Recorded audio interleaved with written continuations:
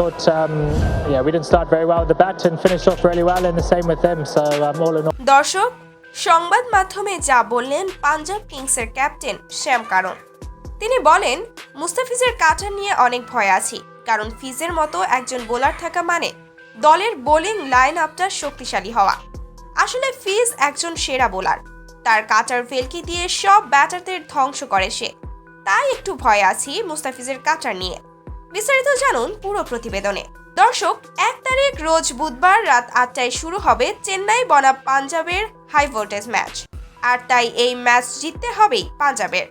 তার কারণ, যদি এই ম্যাচ না জিততে পারে তাহলে পয়েন্ট টেবিলে একেবারে তলানিতে অবস্থান করবে পাঞ্জাব কিংস। আর তাই এর জন্য এক প্রকার ভয়ই আছে এখন প্রীতি জিন্তার দল। এই ম্যাচটি হতে যাচ্ছে বাঁচা মরার লড়াই পাঞ্জাব কিংসের জন্য। দর্শক, আর অন্যদিকে বেশ ফুরফুরে মেজাজে আছে মুস্তাফিজের দল চেন্নাই।